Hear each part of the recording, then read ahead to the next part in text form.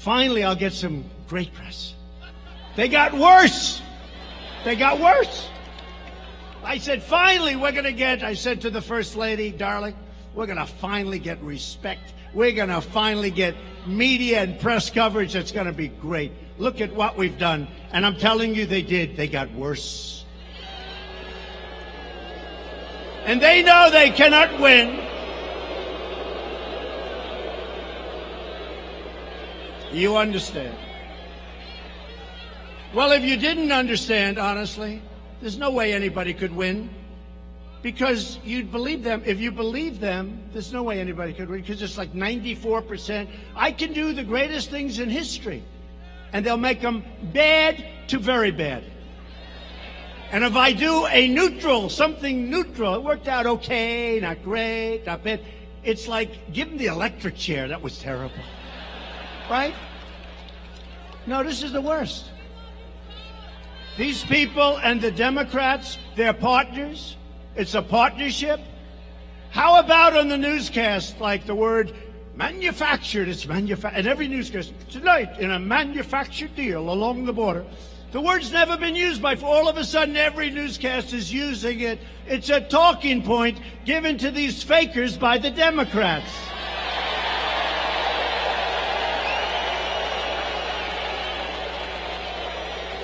So they know they can't win the 2020 election.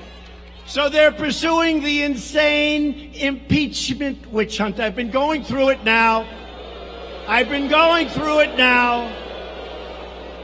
For more time than I've been in office, because, you know, like Struck with his insurance deal, this was before, remember this, this was before, that statement was made months before I took office.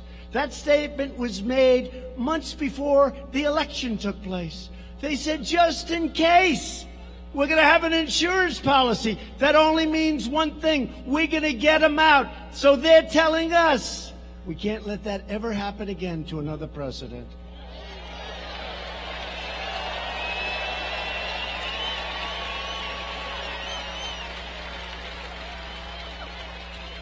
And Rush Limbaugh, Sean Hannity, a lot of people.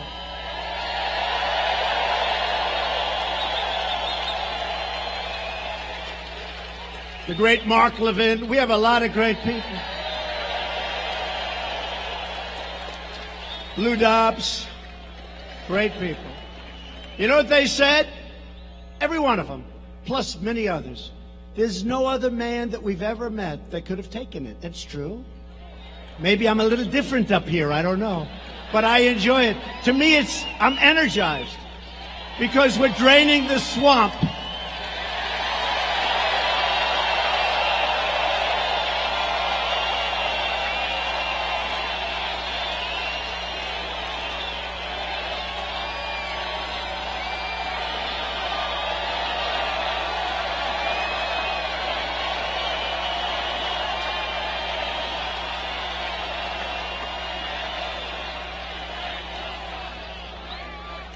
The Democrats' brazen attempt to overthrow our government will produce a backlash at the ballot box, the likes of which they have never, ever seen before in the history of this country.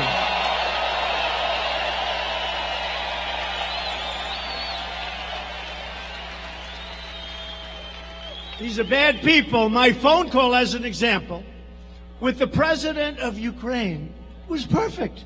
Everybody that looked at it. And the only reason I released it was that the Democrats put out a phony narrative. So I had no choice. And I don't want to do that as president. Every time a president from a country calls me or I call them, we have to release the text. How can you do business that way? Who's going to want to speak to your president? So the president of Ukraine reiterated today at a major news conference on other subjects that he was under absolutely no pressure. He doesn't even know what they're talking about. And he used the word, there was no blackmail during this call. He used that term.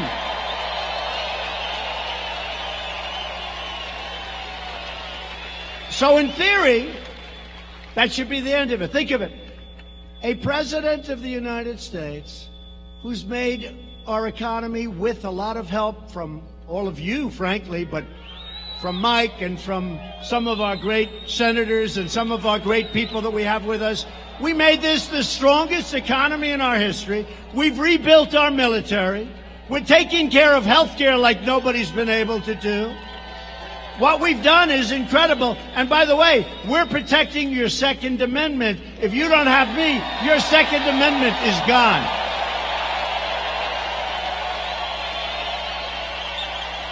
So, we have the greatest economy, the greatest military. We've rebuilt our military, $2.5 trillion, because when I took it over, it was a mess. And what do they want to do? Let's impeach our president, right? I don't think so. I don't think so. I think we're going to have a turnout the likes of which we've never seen in the history of our country.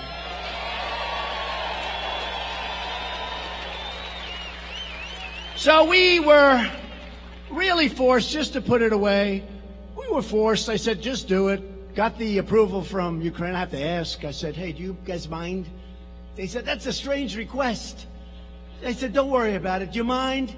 And they said, please, go ahead. Nothing was said wrong on that call. So we released the transcript of the call, which was so good that that crooked Adam Schiff, this guy is crooked.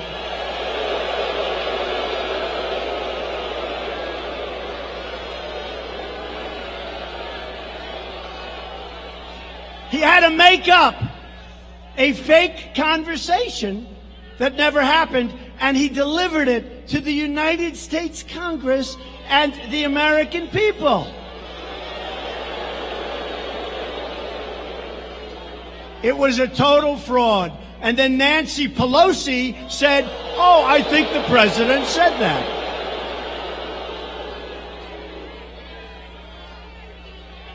These people are sick. I'm telling you, they're sick. And you know what? Had they waited one day longer, they would have had the transcript of the actual call, word for word. It would have been perfect. Instead, they released it. They went early. They said all these horrible things. You know why? Because they never thought in a million years that I was going to release a transcript of the call.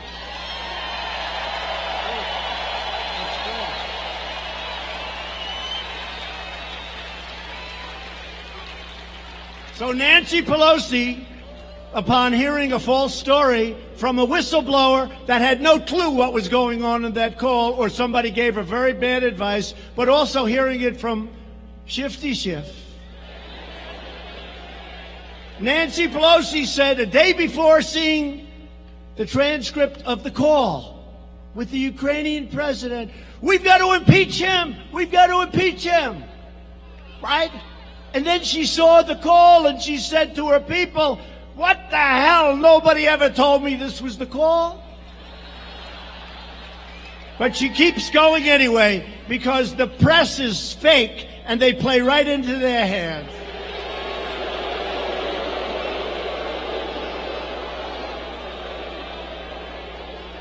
The do-nothing Democrat extremists have gone so far left that they believe it should not be a crime to cross our border illegally, and it should be a crime to have a totally appropriate, casual, beautiful, accurate phone call with a foreign leader. I don't think so. As our brilliant White House counsel wrote to the Democrats yesterday, he said their highly partisan and unconstitutional effort threatens grave and lasting damage to our democratic institutions, to our system of free elections, and to the American people. That's what it is, to the American people. It's so terrible. Democrats are on a crusade to destroy our democracy. That's what's happening. We will never let it happen. We will defeat them.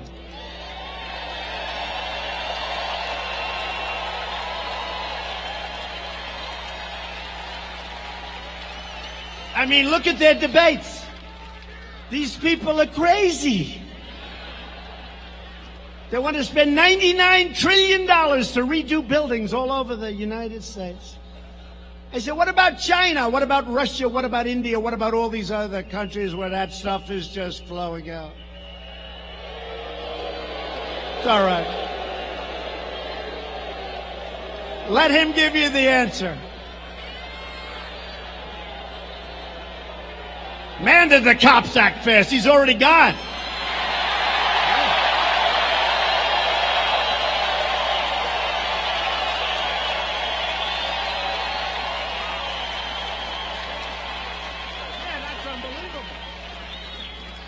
That's the fastest. You know, I love law enforcement. I love the cops. I love the police. I love it. Minneapolis. You got a rotten mayor. You got to change your mayor. You got a bad mayor. But you know what? The police, I've done this a lot. And every once in a while we have very little disturbance. It's really, actually, is there any place where we can have more fun than at a Trump rally?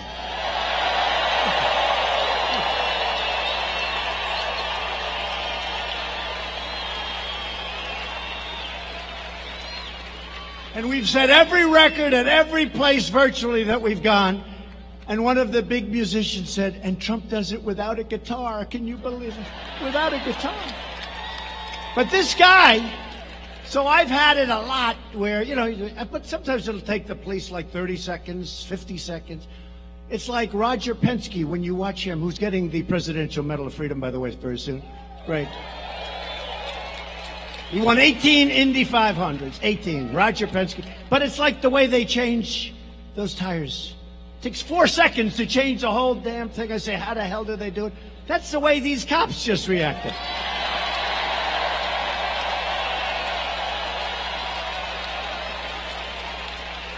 That was a record. I think it was a record. I've had good service, but I've never had anything like that. I look up, the guy is already gone. We love you with the red shirts. So now the Democrats are making a pathetic bid to save Sleepy Joe. Sleepy Joe Biden. And you know what? I'd love to run against him, to be honest. Anybody like that, if you can't beat him in a debate, you got a big problem, folks. Big. You can't beat him in a debate, you can't be president. Because what are you going to do against President Xi and Kim Jong-un? You can't beat Sleepy Joe. And now we're going to meet with Kim Jong-un. I don't think so.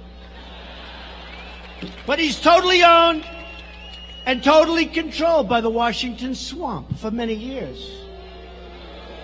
2 months after President Obama put Joe in charge of Ukraine policy, they put Joe Biden in charge of Ukraine policy. Listen to this. And the press will not write it. They say, in totally unsubstantiated charges, every time they talk about him, President Trump has said that his son walked away with a fortune. Now, you know that's a totally unsubstantiated charge. Really? It's not unsubstantiated, it's fact. Joe's son, Hunter, got thrown out of the Navy, and then he became a genius on Wall Street in about 2 days. By the way, whatever happened to Hunter? Where the hell is he?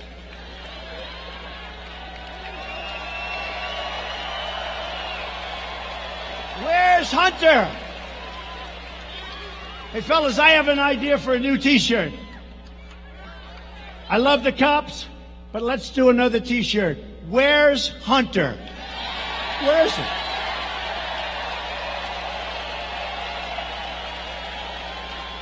Here's Hunter being examined by Sleepy Eyes Chuck Todd or some of these people. Hunter, it's so great that you're here, sir. Hunter, I know they're giving you approximately $168,000 a month. I hear they paid you a big check of $3 million. I just want to speak on behalf of NBC, who's absolutely one of the worst. I just want to tell you, Hunter, I just want to tell you, I couldn't be happier for you and your family. And I know you don't know anything about energy, and I know it's an energy company, but I think they made a great deal, Hunter. And then they fly to China. And I'm dealing with people right now, they're tough as hell, those Chinese negotiators. And Hunter, who's not too smart, Hunter, he goes in, he has a meeting, he walks out in his fund with 1.5 billion with a B, $1.5 billion.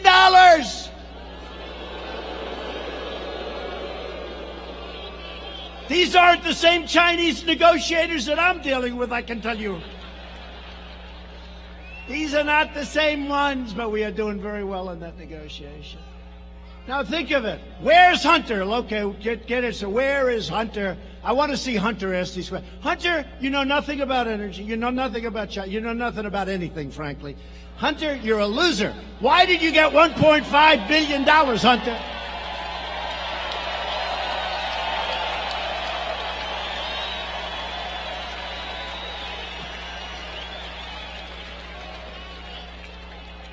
And your father was never considered smart.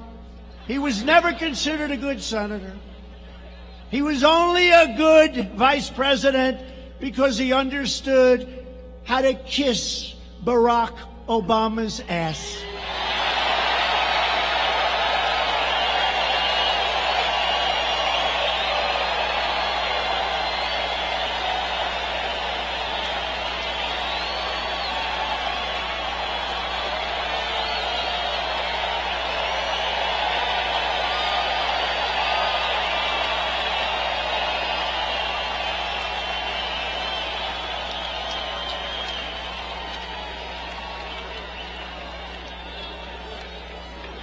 True.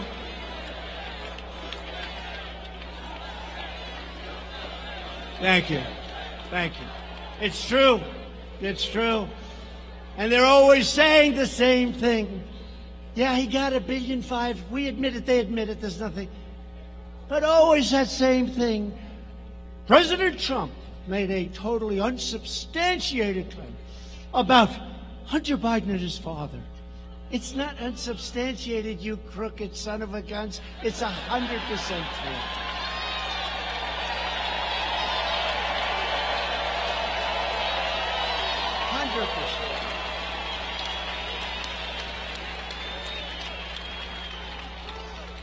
Even the smart guys on Wall Street, and I know all of them, they are smart.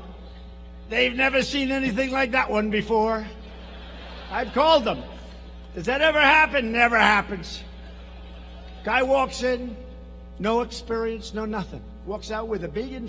Gee, flies in on Air Force Two with his father, the vice president. Don't forget, that's when he was vice president. So China gives his son $1.5 billion. How would you like to have Joe Biden take over negotiations right now with China? I don't think so. I don't think so. Meanwhile, Biden allowed China to rip off America for 8 years as vice president, and Barack Obama let him just rob us blind, and we're not doing that anymore. Those days are over.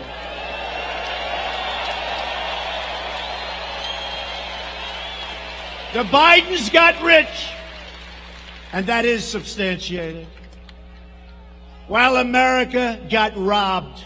That's what happened.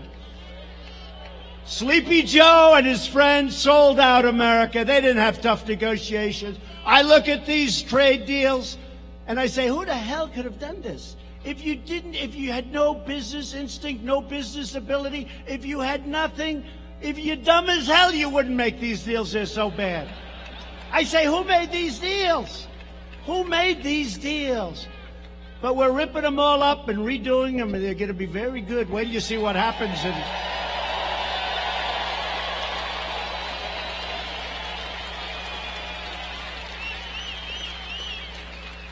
And now that I'm your president, you see it. America is winning again, and we're respected again as a nation.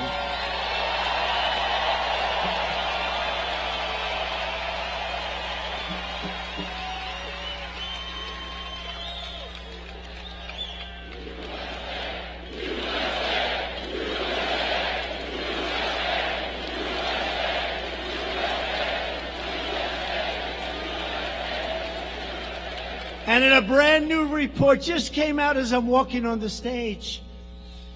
Hard to believe, actually. It turns out that Joe Biden was vice president. He worked with the so-called whistleblower.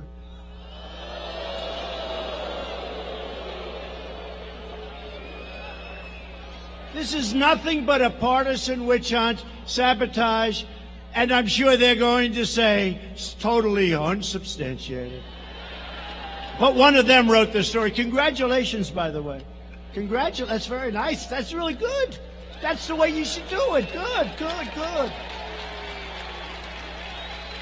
In the twisted worldview of Democrats and the media, it's okay for politicians to ship our jobs to foreign countries, flood our communities with drugs and crime, and enrich themselves at America's expense. Their treachery is allowed because they go along with the rigged Washington game, and it is far more rigged. When I ran, I thought it was rigged, but this is crazy what's happening. But if you refuse to bow or bend to the Washington swamp, which I could do very easily, I'd be much more popular. Folks, it would be so much easier. You know, very smart, I gotta tell you, isn't it much better when I go off script? Isn't that better?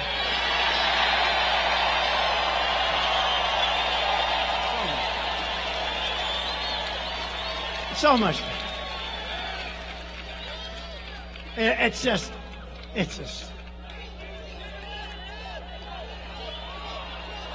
Hey, folks, the greatest buyer of advertisements in the history of the world, Mike Lindell, My Pillow.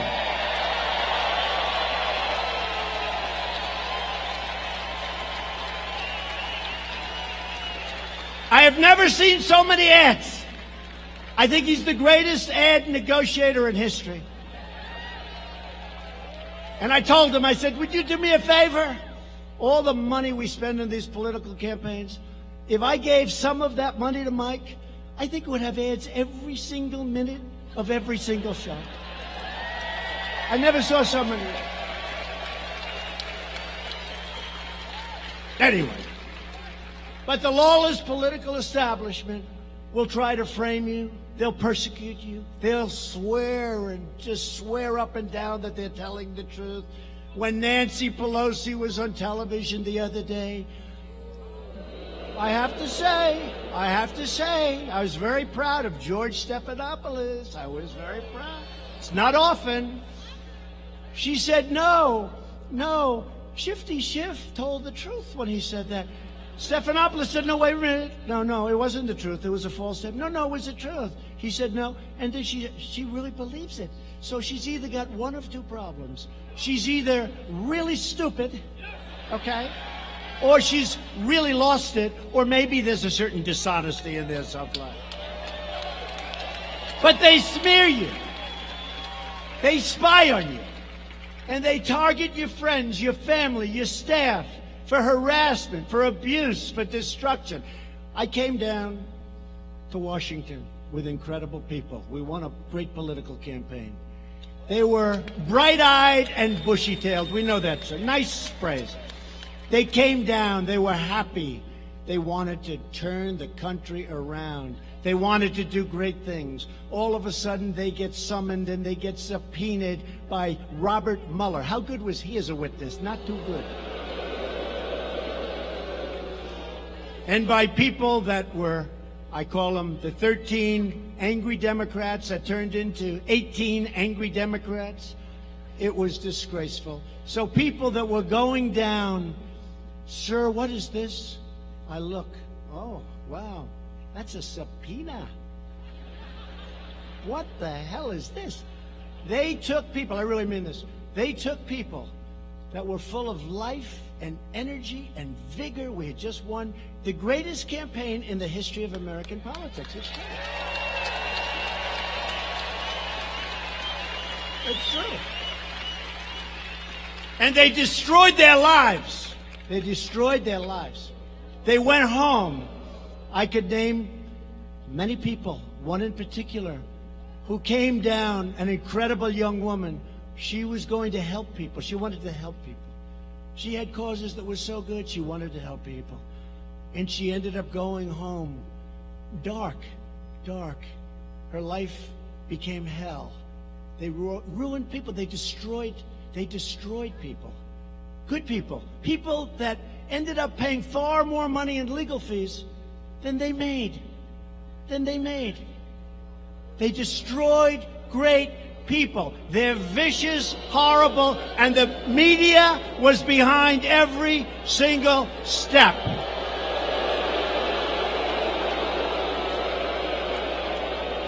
They destroyed so many lives. And they're continuing to do it. And it's a disgrace. When all of their ludicrous hoaxes have been exposed as frauds, these sinister fakers then try to impeach you for daring to call out their own corruption. There's nothing like the dirty political establishment. And I have to tell you, this is, a friend of mine, very smart, brilliant guy. He's with me about 2 weeks ago. We just got rid of the Russia hoax, and then a week later, the Ukraine hoax starts. I had a week of I can think about everything perfect, it's so beautiful. And he said, President, I said, call me Donald. You've called me Donald for 35 years. I will. Thank you, Donald. I've lost all my friends because they're all scared to talk, honestly, I'm the president. They can't talk to me anymore. It's like they're afraid. They respect the office. It's true. They say, President, I say, do me a favor, Richard. You've called me Donald for 35 years. Call me Donald, please. I want somebody to call me Donald.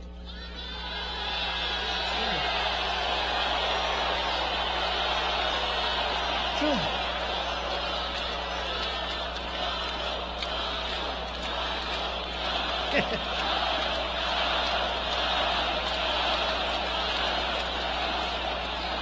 He said to me,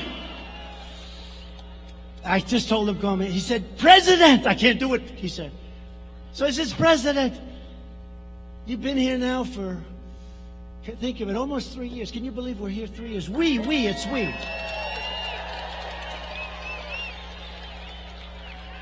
And we have to promise them no more than 16 years, okay? No more. 16 more years. I'm only kidding. Now they'll go back. See, he wants to run for more. But he said, President, could I ask you a question? It's so important to me. He's a great businessman, very successful. He said, you deal with all of these nations, these great, powerful. Who is the worst to deal with? Is it China? Is it North Korea? Is it India? Is it Russia? Please tell me, Mr. President, who is the toughest nation to deal with? I said, you're not going to believe this. It's the USA is the toughest nation to deal with. The USA. It's true. Because we're dealing with some very sick and deranged people.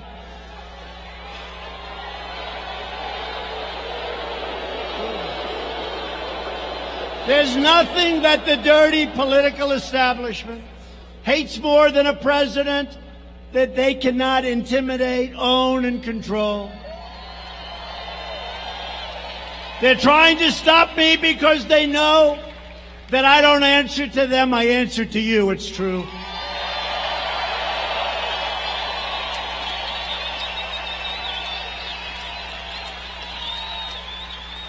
I never say this. I don't think I've ever said it in a speech, but maybe they'll find out if I did. Then they'll give me Pinocchio's. He said it before, but I don't know if I ever said it. But I make as president about $450,000, right? I give it away. No, wait. I don't care. I never hear anything. Can you imagine if I didn't? I give it away to, you can only give it. You can't keep it. You can't actually make a gift. You can give it to your different agencies. So I can give it to health, I can give it to transportation, I can give it to military, but I give it away all the time. Now, and if I ever did, but it's $450. If somebody stays from, let's say, a Middle East country in one of my hotels, and we charge him $392.53 for staying, and I never heard of the guy, and I don't want to hear about him. They say Trump is getting rich off our nation. I lose billions being president. I don't care. It's nice to be rich, I guess. But I lose billions. If somebody rents a room someplace And they pay me 2 months in rent or hotel fees. I never heard of the people. I never know who they are. They say emoluments. Nobody ever heard of the word emolument before. Emoluments. It's the craziest thing I've ever seen. I tell you, it's cost me billions of dollars to be president. It really has. And at some point, I'll probably have to prove that, and I look forward to doing it. It's very easy. It's very easy. And there is nothing that makes me happier than making that decision to run and win and straighten out the mess that these people have created.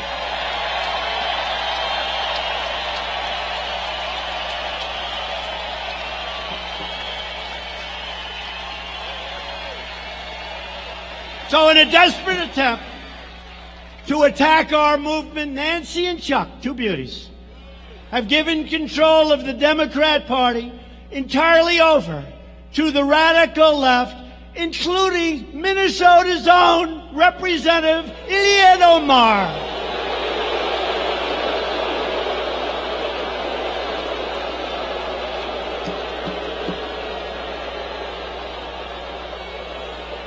You know, I know you people. I know you people. I know the people of Minnesota. And I want to tell you, and I also at the same time, it's both a question and a statement. How the hell did that ever happen? How did it happen? How did it happen? Congresswoman Omar is an America-hating socialist. She minimized the September 11th attack on our homeland,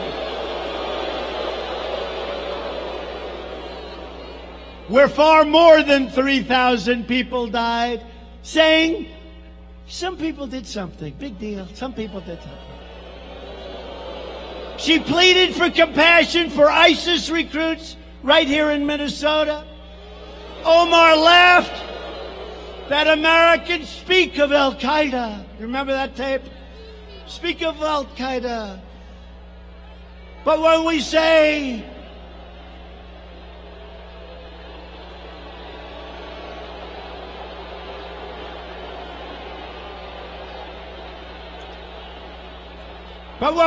something about the United States, you just don't say America with any intensity. Remember that?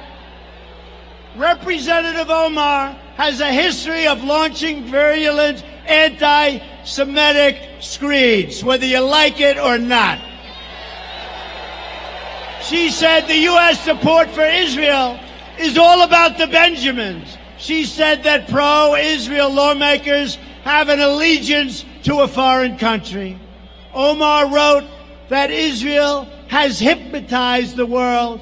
May Allah awaken the people and help them to see the evil doings of Israel and the United States.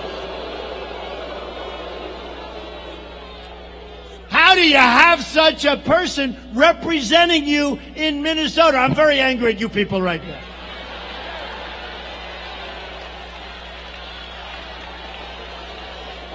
She is a disgrace to our country, and she is one of the big reasons that I'm going to win and the Republican Party is going to win Minnesota in 13 months.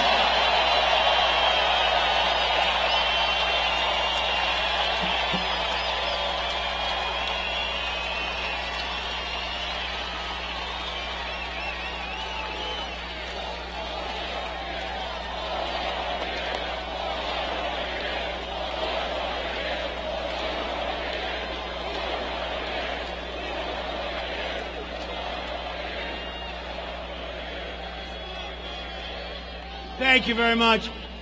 So we're honored to have with us today a special guest, a man that really is a terrific, talented writer. He knows a great deal about all those tangled lies of Omar. Mr. Scott Johnson of Powerline. He wrote some stuff. I can't believe it. Where's Scott? Where's Scott? Thank you, Scott. Thank you, Scott. What a job, man. Do you have her figured out? The only problem is, Scott, It's incredible talent, much more talented than most of these people that you heard about. The problem is they never pick it up. They don't want to pick it up. But we pick it up, Scott, and the people get it, and we thank you for your great reporting. Thank you. Thank you very much. As Scott reported, everything about Omar is a fraud, including her name. Scott reports his sources told him that, quote, Omar's legal husband was Omar's brother and that she had married him for fraudulent purposes. You mean like coming into the United States, maybe? And as Scott says, we have seen a plethora of congressional scandals in our history, yet we have never seen scandals like Omar's in Congress, and nothing gets done about it. I hope that some of you people are looking, because what AOC has gotten away with campaign financing, and what I call it AOC plus 3, that's what it is, and Omar is one of the 3. What AOC has gotten away with all of that money that she used for her personal self with campaign finance is worse, and nothing happens to them, but it happens to you, and it's not fair. The fact is, we're in a struggle for the survival of democracy in America. The only message these radical socialists and extremists will understand is a crushing defeat on November 3rd, 2020.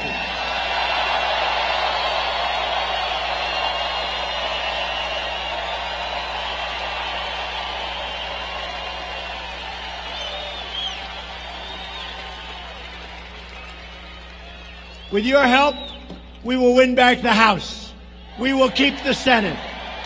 And we will win the White House. And we're thrilled to be joined tonight by some incredible people that have helped me so much.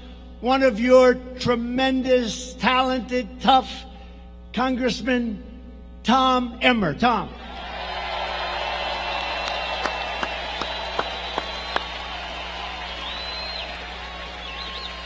Also a man you don't want to fight him and you don't want to play him in hockey because he was tough. He just won, not that recently, but pretty recently, and I was out here campaigning for him and working hard, and it turned out to be an easy race because everyone loves him and respects him. Congressman Pete Stauber. And a man who gets in the trenches, and he just doesn't care. He wants to win for the people. He loves you. He loves this state. He loves this country. Jim Hagedorn.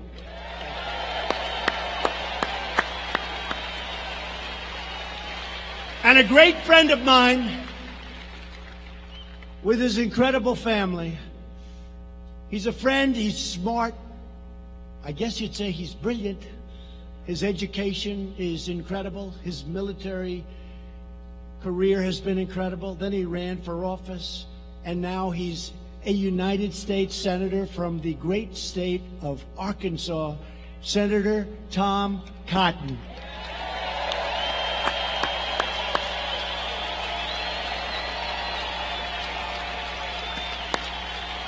Great guy. And Minnesota Senate Majority Leader Paul Gazelka. Paul. Thank you, Paul.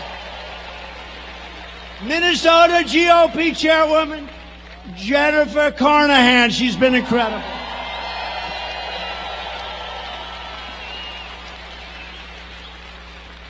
I said, Jennifer, are we going to win in 13 months? She said, honestly, sir, I've never seen anything like this. It's going to be easy. Don't ever say. Just assume we're like 2 points behind, okay? 2 points behind. You never, ever, please. You always just assume you're a little behind. But we're going to win this state by so much that people are going to be shocked. And plenty of other states. You know, we had a rally 3 weeks ago in New Mexico. And New Mexico is a hard state for Republicans, hasn't been one in a long time also. And we had receptivity that was unbelievable. The audience was 40% Hispanic, where we're doing great.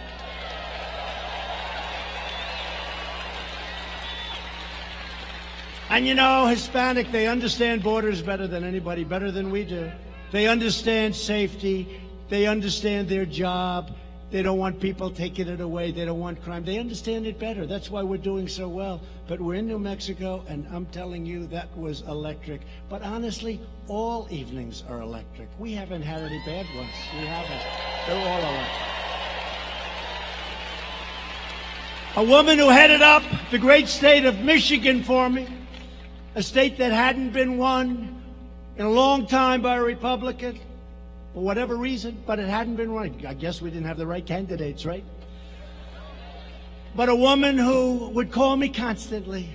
I'd say, I don't want to talk to her. She's giving me a headache. Sir, if you make one more trip, you're going to win Michigan. I say, all right. I make the trip. I go back home. I get a call the next morning, sir, we need one more. This went over and over and over. And we ended up winning the state of Michigan.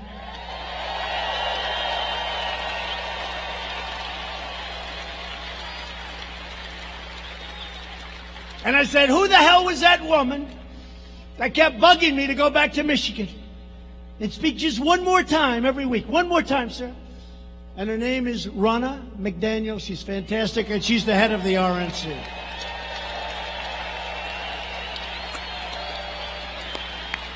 She's great.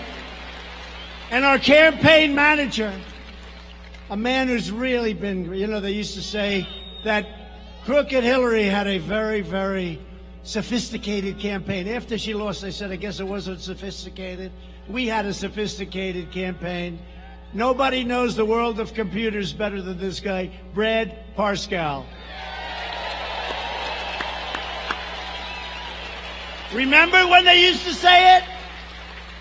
You know, I never got credit. My father used to teach me, if you can do it for less and win, that's good. He wasn't talking politics. The last thing, he's looking down. He's definitely looking down, not looking up. He was great. He was tough, but he was great. But my father would say, if you can do it for less and win, that's a good thing, not a bad thing.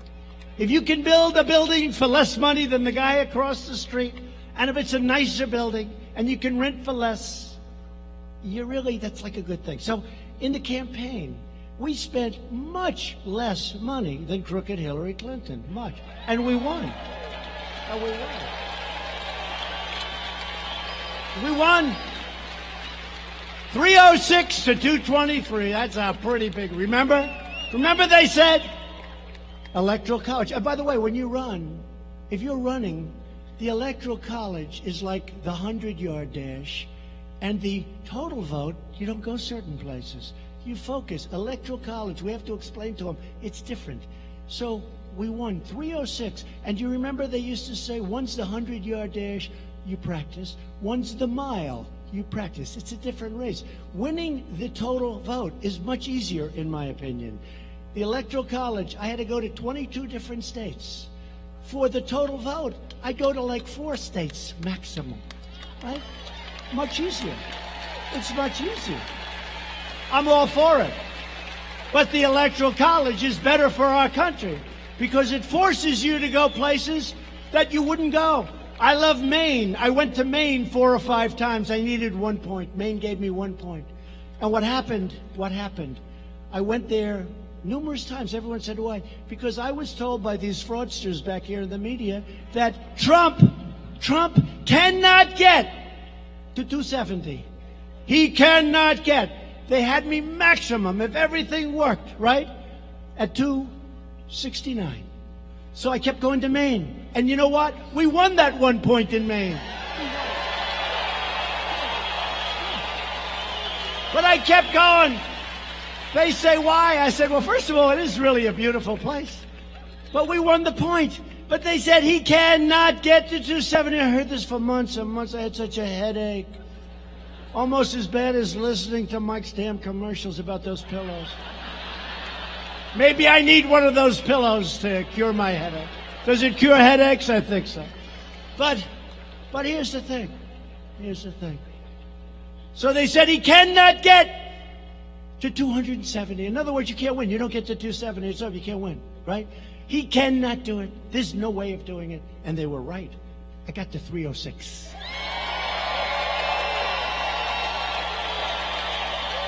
They were right.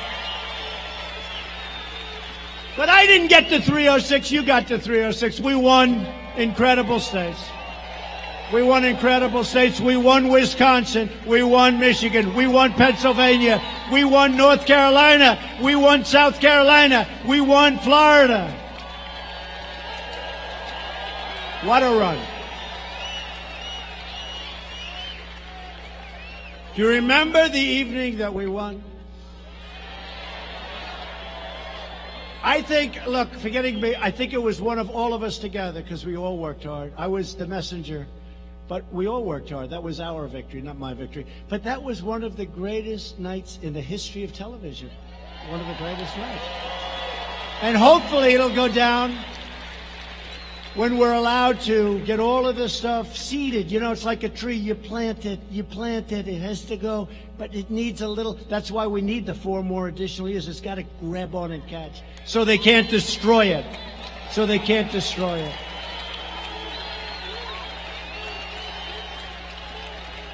But I think it'll go down, and I hope it's going to go down as one of the greatest evenings in the history of this country, because it's never happened anything like that before. And these guys don't even question it. They just sit back and say, I guess he's right about that.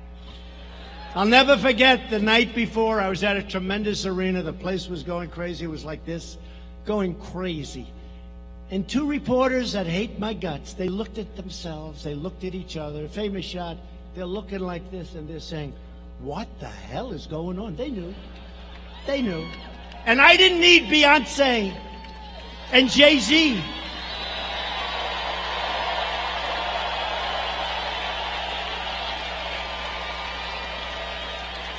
And I didn't need little Bruce Springsteen and all of these people. They got all these people. They'd come in because you couldn't get a crowd. They'd come in, they'd sing, they got Bruce Springsteen. Okay? He'd do about 2 songs and leave. What happens is they leave, and then everyone leaves with them. And she's still speaking in front of the same lousy crowd. It's craziest thing I've ever seen. And then they complain sometimes I'll use a terrible word like hell. The other day I used the word hell. I got hell from. They said he used terrible language. I used the word hell. It was so bad. But you got to hear Jay-Z, the words he was using. He was using the F word all over the place. And then the next day they say, I use bad language. The word hell is a terrible word. These people are sick.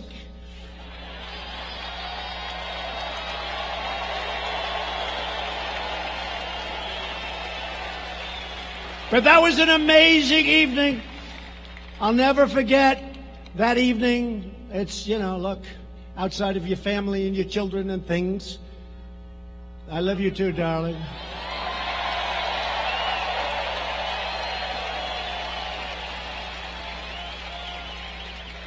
It was one of the highest rated evenings in the history of television. You add up all those networks. Remember the woman crying? Oh, my God.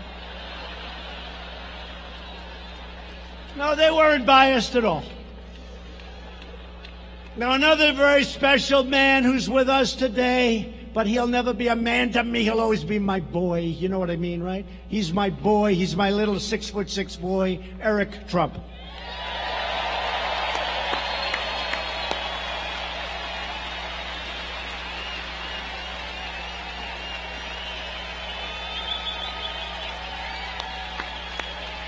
And the parents understand that, right?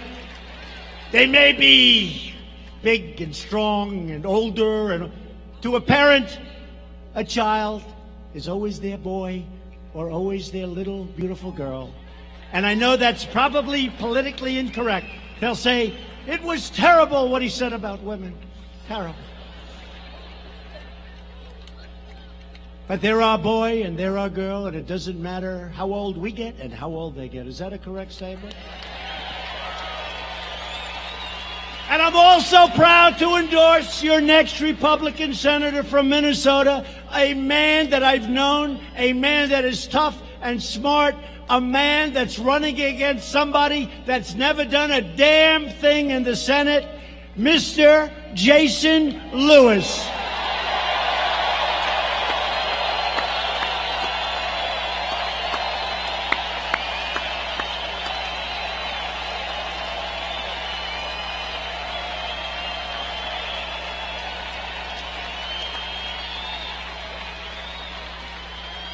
And Jason did a great job in Congress. Congressman Lewis, thank you very much.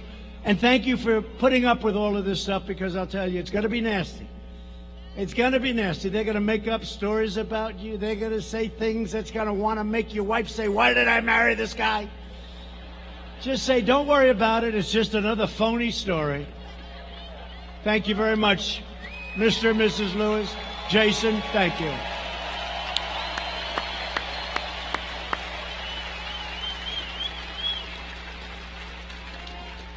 And Jason, they can't say that about Tom Cotton. He's too perfect, this guy. He can't say it. They can't say it about you, Tom. Anyway, good luck, Jason. Do well. And I don't know why, but with all of the great people I just introduced, for tonight, maybe this is the most important verse. Because I turned on a very good show in the morning, Fox and Friends. They treat us great. I just want fairness. What a great group. Ainsley and Steve. And by the way, Brian's gotten a lot better, right?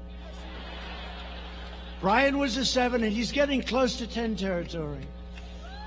And Steve has been so great, and Ainsley is just incredible.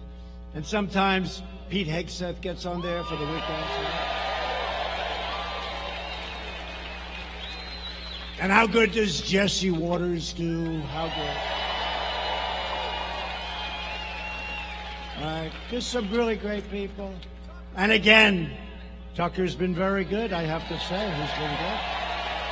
Smart. He's been great. Tucker.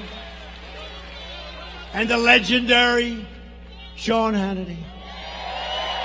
Great. Number one show. Sean's got the number 1 show. And Laura Ingraham was knocking him out of the park.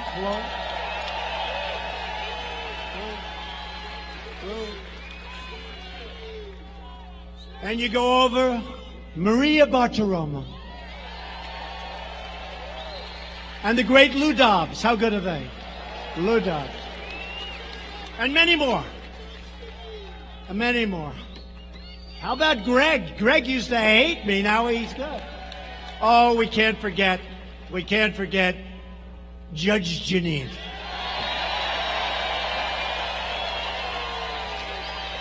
I would be in such trouble if I forgot Judge Janine. No, these are great. And there are many more. I just, look, I'm just rattling some names off, but they're just terrific people. They're terrific people. But a man that I have to really say something very special about. So I'm watching Fox and Friends early in the morning, very early in the 6 slot, because I'm out of there pretty good. And I see a handsome young man named Bob Kroll, Cops for Trump. And he's talking about this lousy mayor they've got. Now, he didn't quite say that, but I say it. He's talking about this lousy mayor that won't let the cops, the police, the law enforcement. My father always used to say, son, he meant it too, never say cops. It's disrespectful. Say police officer. I say, okay, Bob. But honestly, the truth is, with time, I love you guys, whether you're cops, police officers, law enforcement, I'll call you whatever you want. It doesn't matter. You are so great, so respected. You don't even know how much our public loves you. You don't know it. You don't know it.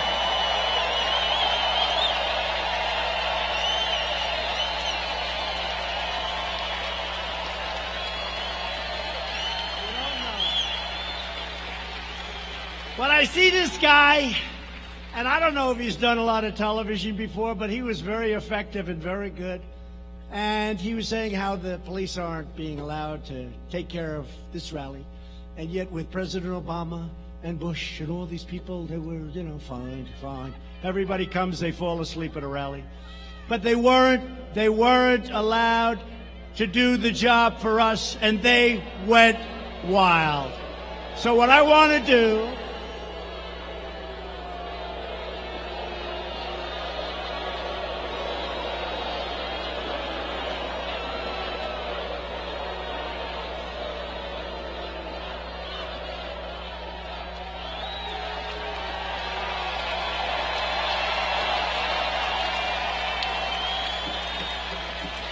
Go home to mommy. Mommy says, I saw you on television tonight. I love Trump. Don't you ever do that again. Yes, Mom. Yes.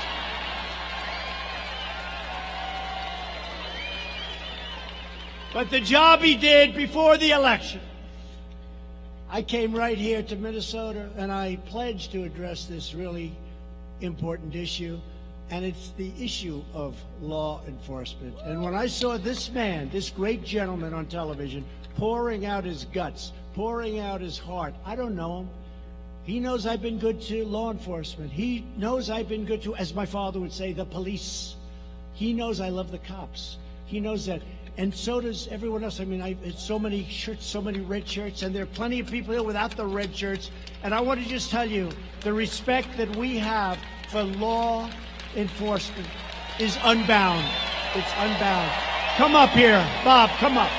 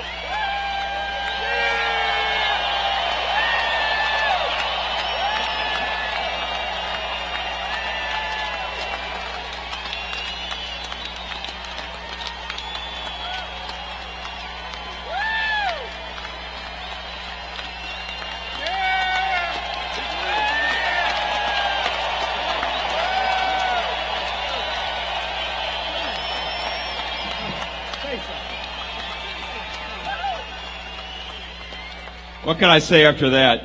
Tune in, Fox, 10:15 tonight. Shannon Bream, they asked us on. How can you thank this guy for everything he's done for law enforcement? Wonderful president.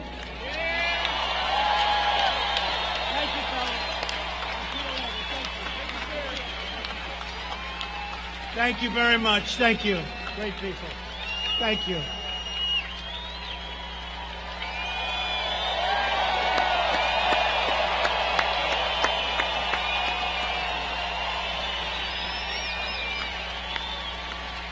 What a group.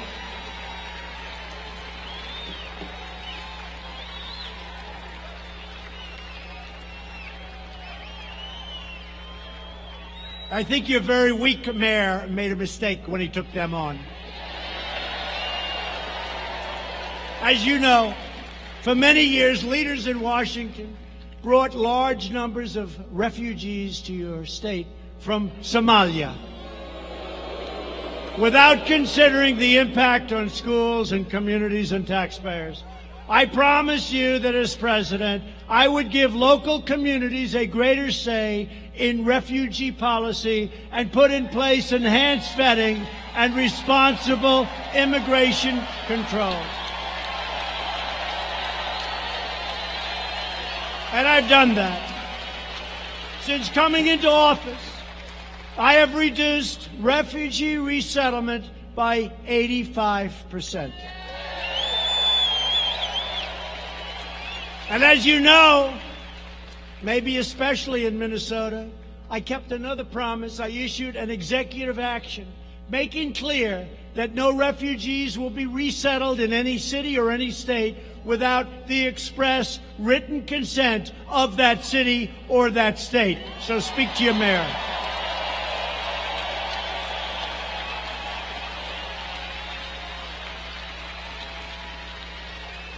You should be able to decide what is best for your own cities and for your own neighborhoods, and that's what you have the right to do right now. And believe me, no other president would be doing that.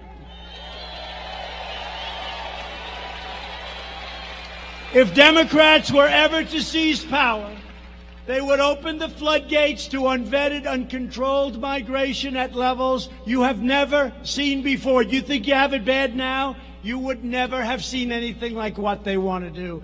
But in the Trump administration, We will always protect American families first, and that has not been done in Minnesota.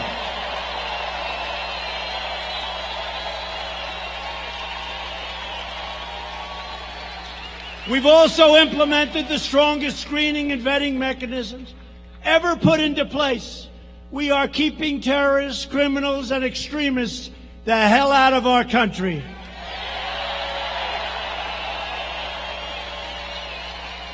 And I want to thank the country of Mexico. The president of Mexico has been incredible. We have now 27,000 Mexican soldiers. They're great and they're tough, and they are now protecting our border, and those numbers have gone down like this.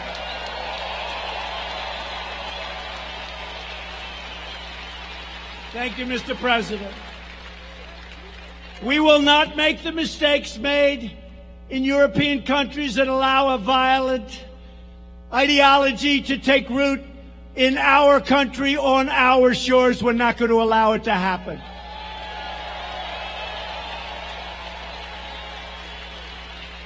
And as you all know, to protect our citizens from those who would do harm to us, I instituted a very controversial, very hard to get travel ban on some of the world's most dangerous countries.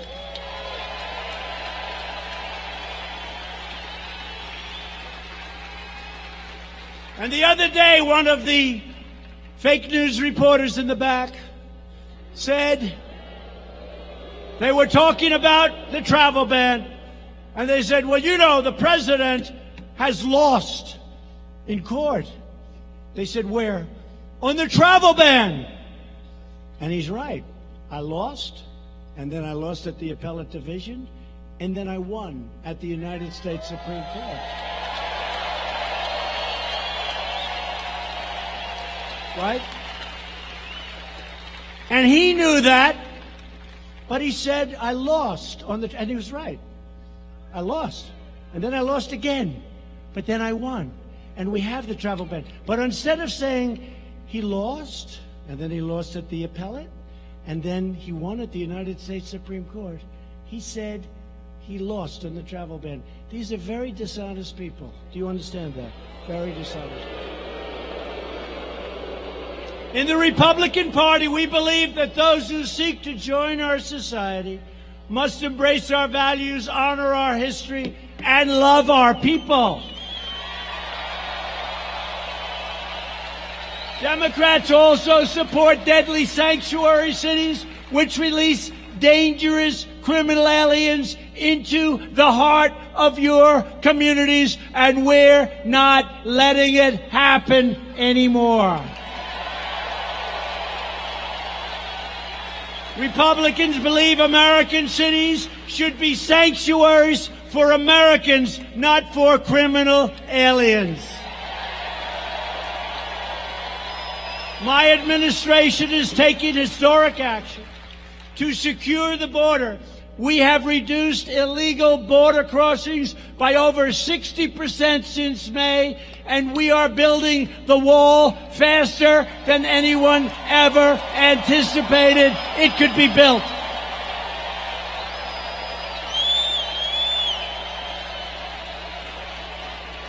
And this is a serious wall. You've all seen it. It's going up rapidly. And you think that was easy? I had every Democrat in Congress fighting me. I had a lot of the rhinos fighting me. They say, see, he's not getting it built. He's not getting. Let me tell you, you have every Democrat fighting you. We took it from here, and we took it from there, and we took it from all over the place, and we got that thing. That's the biggest patchwork of financing you've ever seen. And that sucker is going up, and it is the finest. It is the strongest. It's largely 30 feet tall, which is the maximum height that they wanted.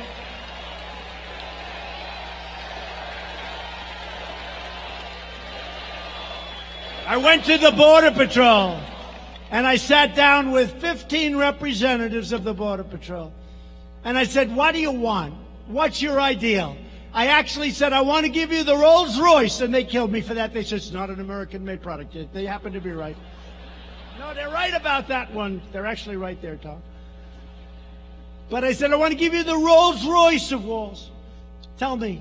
And they told me everything. And then we built some alternative walls. We built all different types. We built about 7 of them. And then we had climbers come in. The one that worked the best was the one we're building.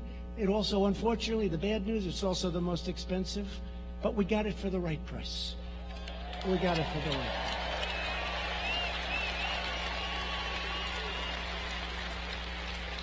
It's steel, it's hardened concrete, it's deep, it's high, it's a thing of beauty. And it's going to keep bad people out of our country. That's what it's going to do. And the Democrats knew this. Most of the Democrats 4 years ago, they wanted a wall. Now all of a sudden, they don't want a wall. You know why they don't want a wall? Because I want it. It's the only reason. And I just thought of it, like a year ago. I said, man, this could have been so much easier. All I had to do is say, we don't want a wall, and they would have given me all the financing I wanted for the wall. What was I thinking? We're not going to build a wall, and they would have forced me to build it. I would have. Under this administration, we are also ending the endless wars. We have to do it, folks. We have to do it. We have totally defeated the ISIS caliphate, and I did that in rather quick time, if you remember. Because we have the greatest fighting machine now. When I came in, it was totally depleted. We have great generals. We have great war fighters. And they did it so fast. I flew to Iraq. I met with the generals, right? I met with the generals.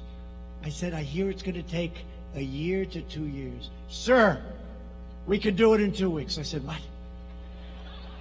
They don't let us fight, sir. They don't let us fight. We want to fight. They don't let us fight. I said, I let you fight. I said, how come if they say it's going to take anywhere from a year to 2 years, you say you can do it so quickly? He said, sir, we're going to hit him from the front. We're going to hit him from the back. We're going to hit him from the sides, from underground, from overground. We're going to hit the hell out of him. And they did. And we won very quickly. But from now on, we want to fight where it is to the benefit of the United States of America, not to the benefit of other countries. And we will only fight to win. We're only going to fight to win. We don't fight to win. We don't fight to win. The Turks have been fighting with the Kurds for 2 centuries. And Turkey, as you know, is a NATO ally. But I've been rough on them. We've defeated 100% of that ISIS caliphate and no longer have any troops in the area. We don't have any troops. The troops have been pulled out.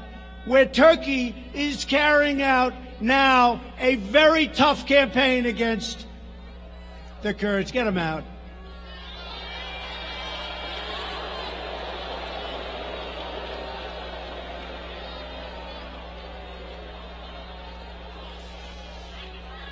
So Turkey is right now waging a very tough campaign against the Kurds. We got along with the Kurds, and we help the Kurds. And don't forget, they're also fighting for their land. You know that. But they're fighting.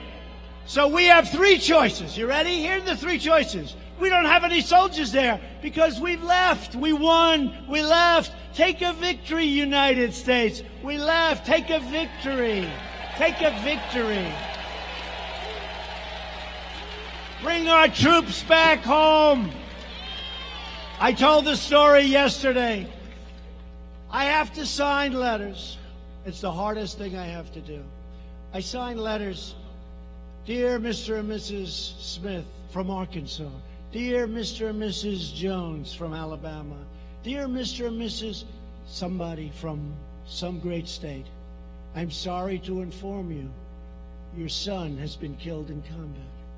I'm so sorry.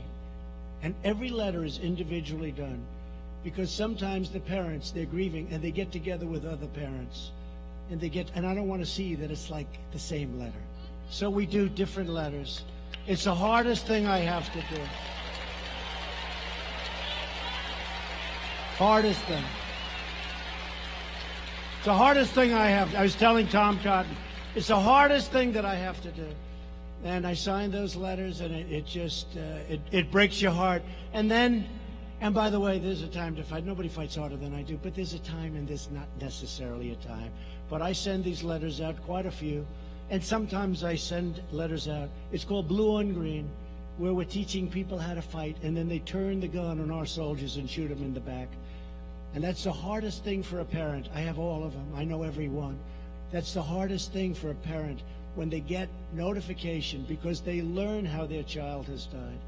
When the so-called people that we're teaching how to fight turn the gun on them and shoot. We've had a lot of that, a lot of it in Afghanistan, more than we've ever had proportionally before. It's a horrible, horrible thing. But I have to sign these letters. And sometimes I go out to a place, Dover Air Force Base. It's a very tough experience. Mike Pence goes. I go. Other people go. Tom Cotton goes. We go out there and we meet the parents and the families, the wives, the children, the sisters, the brothers. We meet them and we talk to them. And their son or daughter is being flown in from some faraway place in a coffin.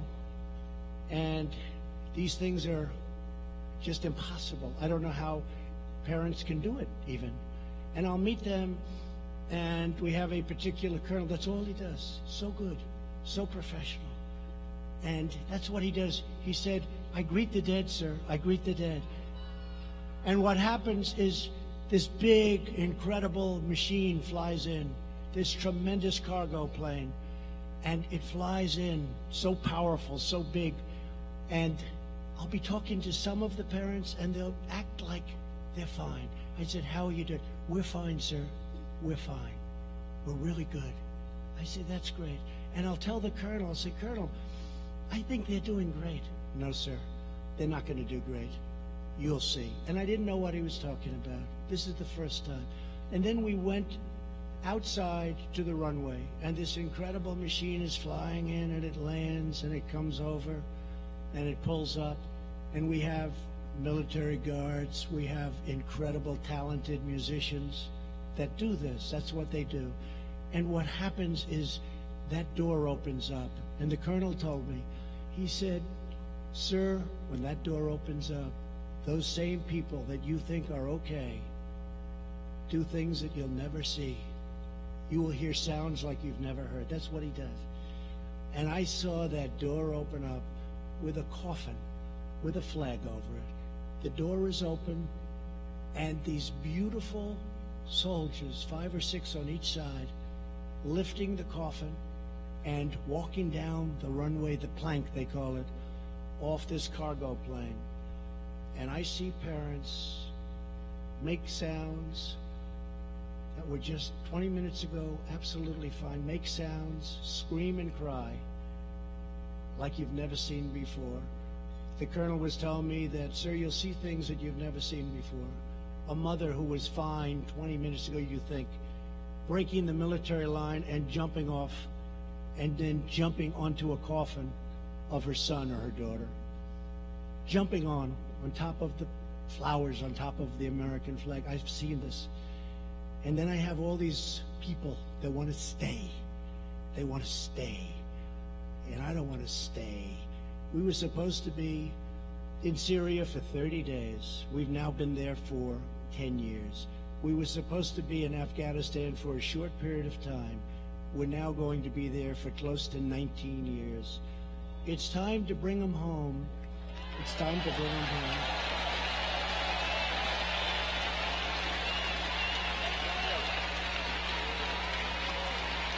It's true.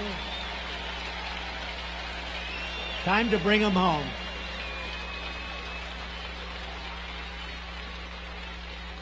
We've done our job. We've defeated everyone that we're supposed to defeat. And now we are policing. We are now policing. That's what we're doing. We're policing. And that, as I said, no more respect for the police, but these are military people And those are police. But we are now policing. We're not fighting, we're policing. And you know what? After all of these years, and one other story, and I have to tell you, I go to Walter Reed on Friday, and I do it quite often. I gave out 5 Purple Hearts, and I meet people that are so beautiful, so amazing. I met 5 warriors, and one was so badly hurt with a loss of arms and a leg.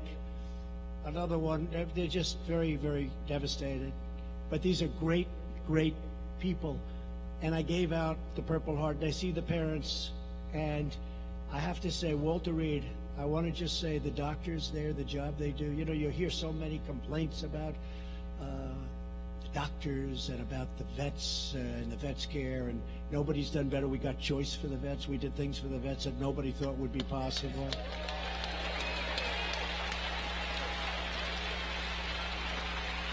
But I saw these young men, and I gave them their Purple Hearts, and their parents were there crying.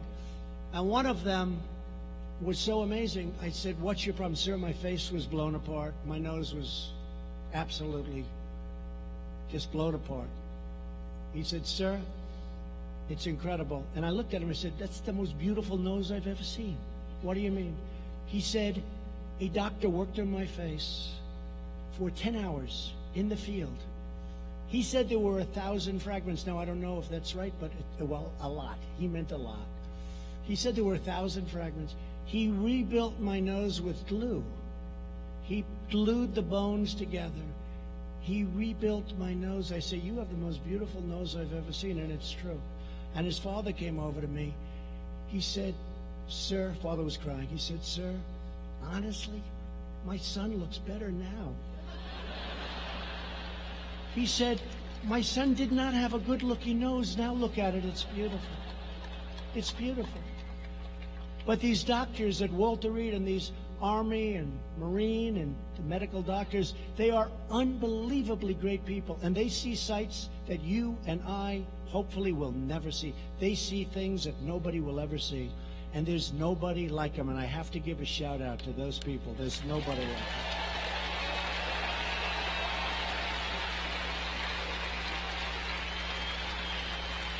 So in the case of Turkey and Syria and the Kurds, we could send in 1,000 troops for a military conflict with Turkey. No, you don't want to do that. We could hit Turkey very hard financially. Or we could mediate a deal between Turkey and the Kurds. I like that. You know, let's mediate a deal.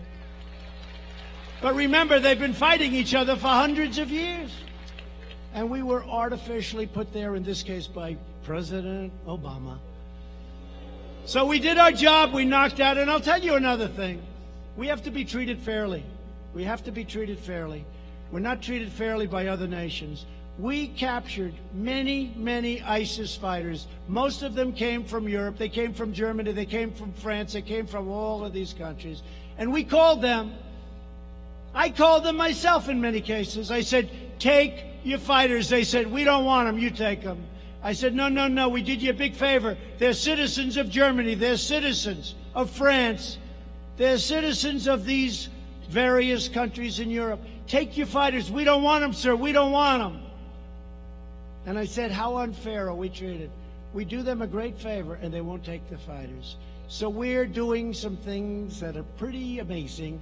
And every once in a while, you have to change course and do what you have to do. The United States has spent $8 trillion in the Middle East. We've lost thousands of brave soldiers and tens of thousands of terribly wounded people, great people. Their lives will never be the same. These wars produced only chaos and bloodshed. And all of the blood and treasure we sacrificed made the Middle East it's less safe, it's less stable, and it's less secure. And I say it all the time. The single greatest mistake our country made in its history was going into the quicksand of the Middle East. We spent $8 trillion and lost thousands of lives. And by the way, the other side We can talk about that. Lost millions of lives. What did we do? So we're going to pull them out, and we're pulling people out, and we're trying to make good deals, and we're going to bring our soldiers back home, and we may need them for something else, and they'll be ready.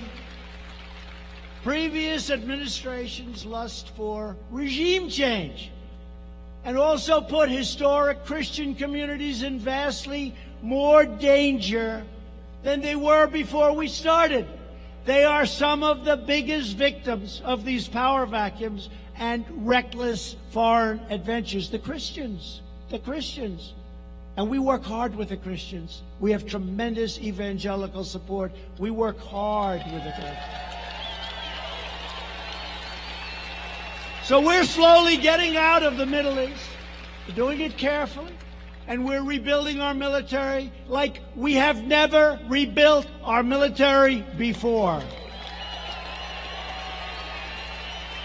When I came into office, a very prominent general told me, because it looked like we could have a big conflict with someone, said, "Sir, we have no ammunition."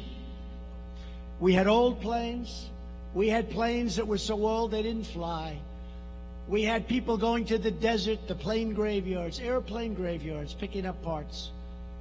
I never want to hear a president of the United States hear those words again. I never want to have a president hear the words, "Sir, we have no ammunition." Think of that. Think of that. Now, thanks to more than $2.5 trillion worth of investment in our military, we have more ammunition, more missiles, more rockets, more tanks, more fighter jets, and more of everything else than we've ever had before. And we have no choice. You look around the world and we have no choice, unfortunately. And the Democrats want to dismantle our military. After years of building up other countries, we are finally building up our country. That's what we have to do.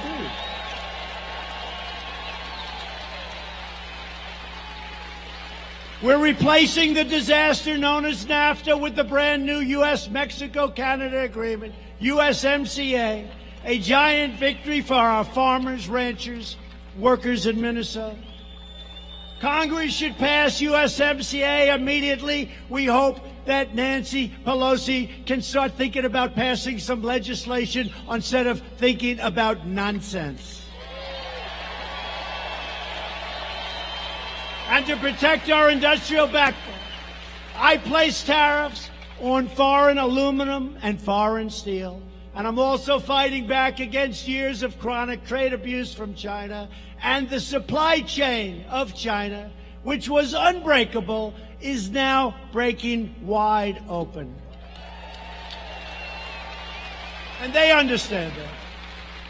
And I don't blame China for what's taken place over the last 25 years. I blame the people that led our country, that let that happen, where hundreds of billions of dollars a year was taken from our country to build China. It's not China's fault. In the previous administration, they put our nation's natural resources under lock and key, including thousands and thousands of acres in a place called Superior National Forest. Last year, I traveled to Duluth and announced that we would be ending this injustice, reopening Superior National Forest, and restoring mineral exploration for the iron ore mines of Minnesota. Tremendous job.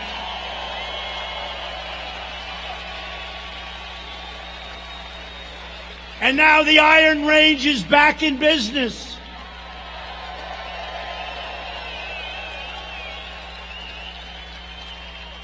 And the last time I was here, a man came up to me and said, "Sir, President Obama took our heart away, took our life away." I'll never forget it. A man, strong guy, had tears in his eyes. He said, "You gave us back our life because they took it away from him. We gave it back." Best iron ore there is anywhere. My administration is also fighting the Democrats' socialist health care agenda that would obliterate Medicare. Republicans will protect Medicare, and we will always protect patients with pre-existing conditions. And for those of you that have private health care, health insurance, 180 million people, they are going to end it, obliterate it, and most people are thrilled with it. We are going to leave it. You're going to have your plan the way you want it, and there's no plan like those. Virtually every top Democrat also now supports late-term abortion, ripping babies straight from the mother's womb right up to the moment of birth. And that is why I've asked Congress to prohibit extreme late-term abortion, because Republicans believe that every child is a sacred gift from God.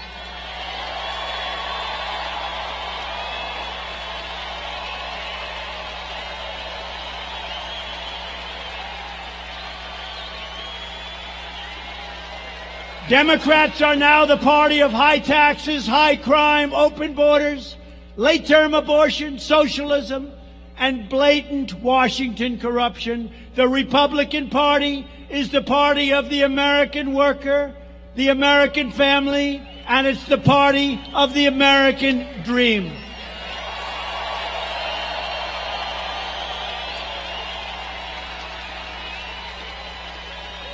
For years you watched as your politicians apologized for America. You remember that? T, I'm sorry. I'm so sorry. Now you have a president who is standing up for America. We are standing up for Minneapolis, and we are standing up for the great state of Minnesota.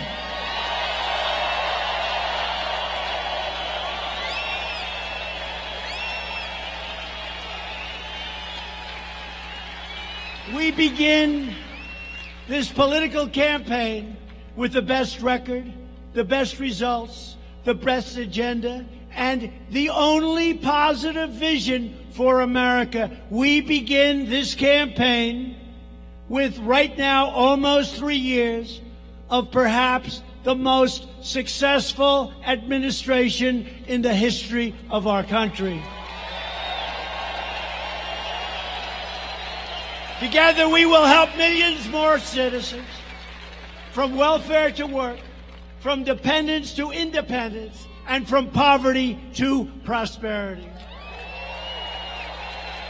With your help, we will re-elect and we will elect a Republican Congress to create a safe, modern, fair, and lawful system of immigration. We will enact trade deals that ensure more products are proudly stamped with that beautiful phrase, made in the USA. We will achieve new breakthroughs in science and medicine, finding new cures for childhood cancer, and ending the AIDS epidemic in America within 10 years. Nobody thought that could be done. Going to be done. We will defend privacy, free speech, free assembly, religious liberty, and the right to keep and bear arms.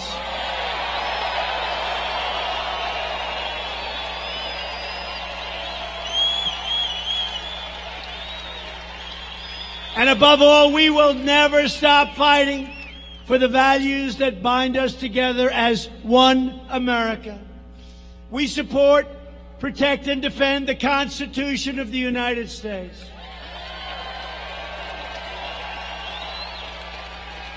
We stand with the incredible heroes of law enforcement. We believe in the dignity of work and the sanctity of life. We believe that children should be taught to love our country, honor our history, and always respect our great American flag.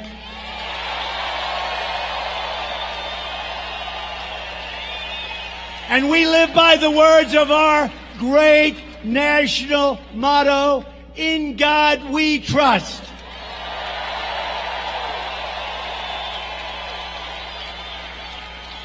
We stand on the shoulders of American patriots who built this country into the greatest nation ever to exist in history. Our ancestors crossed the oceans, settled the continent, tamed the wilderness, revolutionized industry, pioneered science, won 2 world wars, defeated fascism and communism, and put a man on the face of the moon. Proud citizens like the people of Minnesota helped build this country, and together we are taking back our country. We are returning power to you, the American people. With your help, your devotion, your drive, we are going to keep on working, we are going to keep on fighting, and we are going to keep on winning, winning, winning, winning.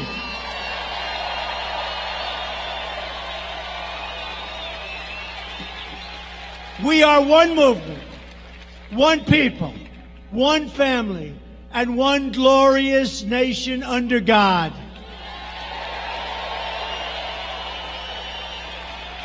America is thriving like never before.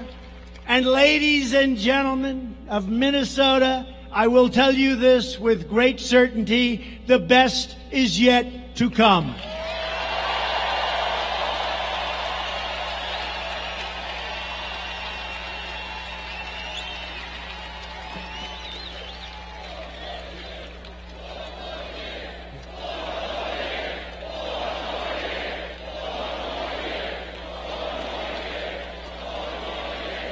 Thank you very much.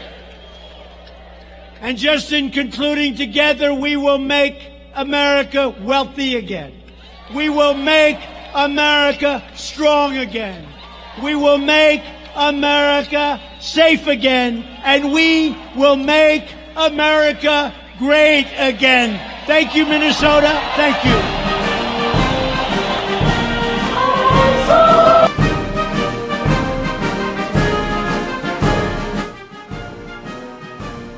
All right, folks, thank you very much for joining us and choosing us as your stream of choice.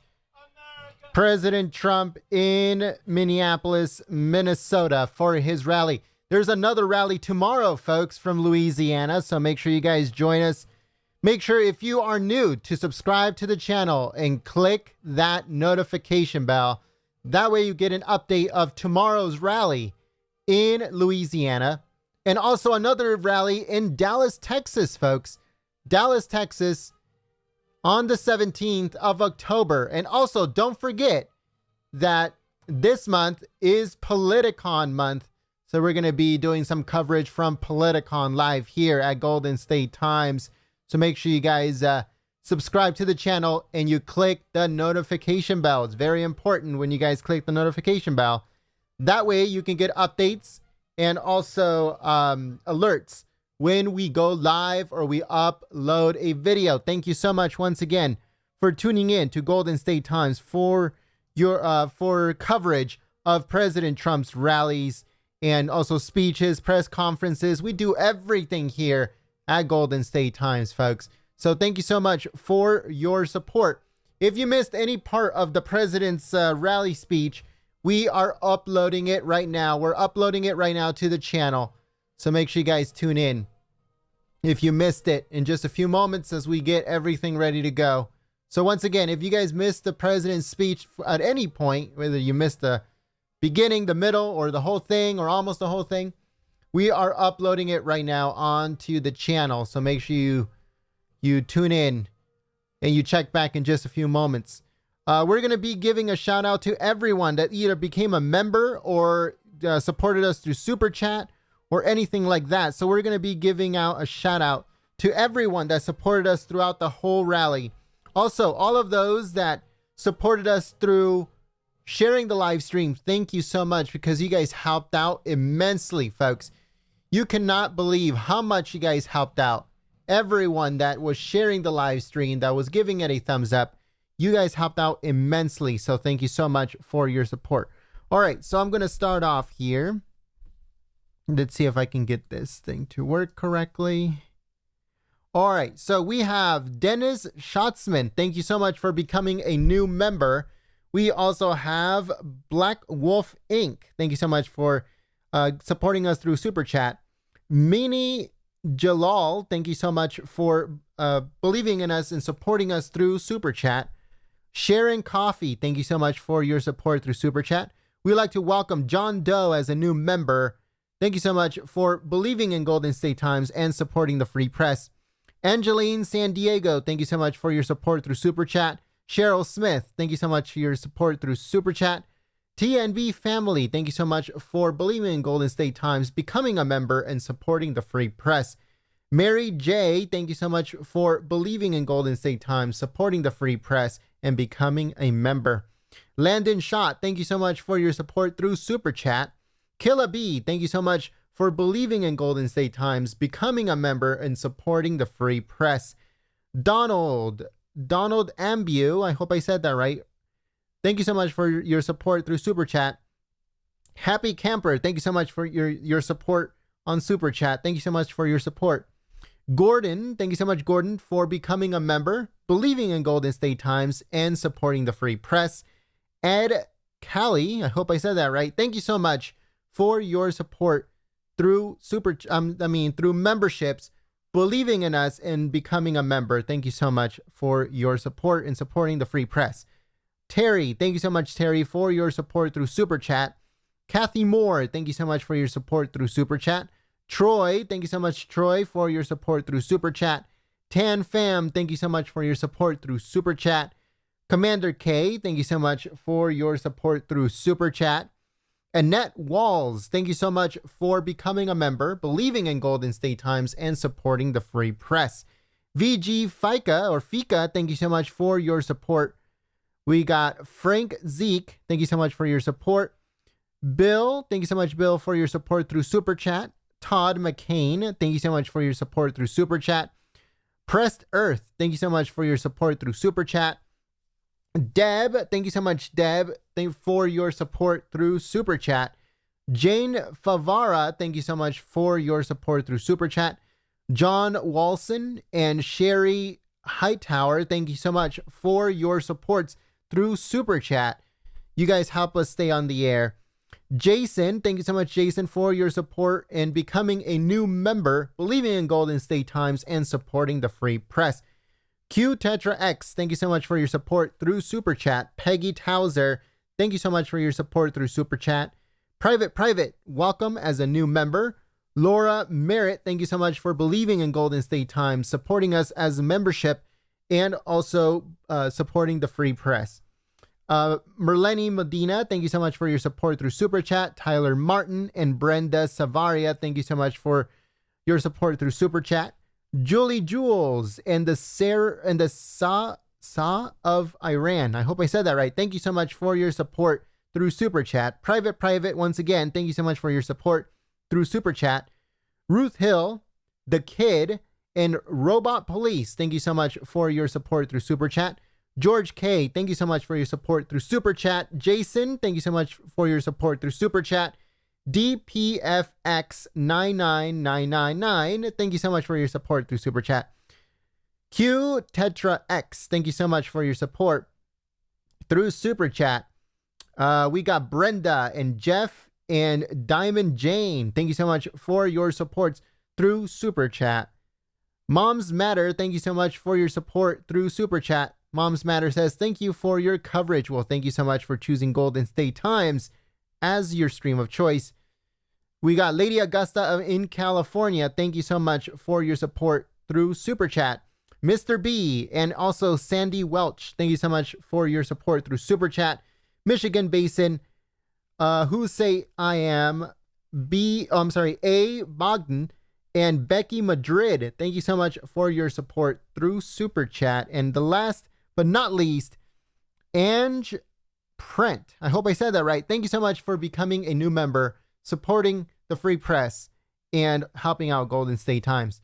All right, folks, thank you so much for all of your supports and also all of your help sharing the live stream. We hope that you guys join us tomorrow for another President Trump rally. That is happening in Louisiana tomorrow. So make sure you guys join us live here at Golden State Times. All right, folks, so have a good night. I know that it's pretty much 7, 8, 9, 10, almost 11 p.m. in the East Coast. So I hope that you guys join us tomorrow live here at Golden State Times for President Trump's rally in Louisiana. Thank you so much, folks, and I'll see you soon. Peace.